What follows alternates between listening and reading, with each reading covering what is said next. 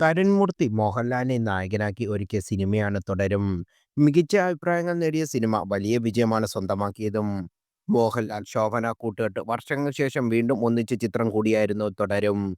ശോഭനയ്ക്ക് മുമ്പ് തുടരും സിനിമയിലേക്ക് മറ്റ് നടിമാരെ പരിഗണിച്ചിരുന്നു. ഇതിൽ ജ്യോതികയും മേതിൽ ദേവിതയും ഇടെ ഉൾപ്പെട്ടിരുന്നു. കഥ ജ്യോതികയ്ക്ക് ഇഷ്ടമായതാണ്. ജ്യോതികയുടെ ഡേറ്റ് ഇഷ്യൂ കാരണം ഈ കാസ്റ്റിംഗ് നടന്നില്ല. നർത്തകി മേതിൽ ദേവികയും ഈ റോളിലേക്ക് പരിഗണിച്ചു. പക്ഷേ മേരി ദേവിഡ ഈ സിനിമ നിരസിക്കുകയായിരുന്നു. ഇപ്പോഴിതാ തുടരും സിനിമയിൽ റോൾ നിരസിച്ചതിന് കാരണം പറയുകയാണ് മേലുദിൽ ദേവിക. ആ സമയത്ത് അത്രയും ദിവസം കൊടുക്കാൻ എനിക്ക് ബുദ്ധിമുട്ടായിരുന്നു. അതുകൊണ്ട് ആ അവസരം സ്വീകരിക്കാതിരുന്നതെന്ന് ദേവിക പറയുന്നു.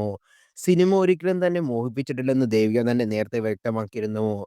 മുമ്പ് കൊച്ചു കൊച്ചു സന്തോഷങ്ങൾ, കാബൂളിവാല ഉൾപ്പെടെയുള്ള സിനിമയിലേക്ക് മേജർ ദേവിക പരിഗണിച്ചതാണ്. എന്നാൽ അന്ന് നർത്തകി ഈ അവസരങ്ങൾ വേണ്ടെന്ന് വെച്ചു. കഥ ഇന്നുവരെ എന്ന സിനിമയിൽ മാത്രമാണ് മേതിൽ ദേവിക അഭിനയിച്ചത്. അതേസമയം മലയാളത്തിലെ ഈ വർഷത്തെ ഏറ്റവും വലിയ വിജയങ്ങളിൽ ഒന്നായിരുന്നു തുടരും. തരുൺമൂർത്തി സംവിധാനം ചെയ്ത സിനിമയിൽ പ്രകാശ് വർമ്മ, ബിനു പപ്പു, ഫർഹാൻ ഫാസിൽ, മണിയമ്പിള്ള രാജു, തോമസ് മാത്യു, ഇർഷാദ് തുടങ്ങിയവർ പ്രധാന വേഷത്തിൽ എത്തിയിരുന്നു. നിരവധി പുതുമുഖങ്ങളും ചിത്രത്തിൽ എത്തുന്നുണ്ട്. കെ ആർ സുനിലിന്റെ കഥയ്ക്ക് തരുൺമൂർത്തിയും ചേർന്നാണ് തിരക്കഥ ഒരുക്കിയിരിക്കുന്നത്.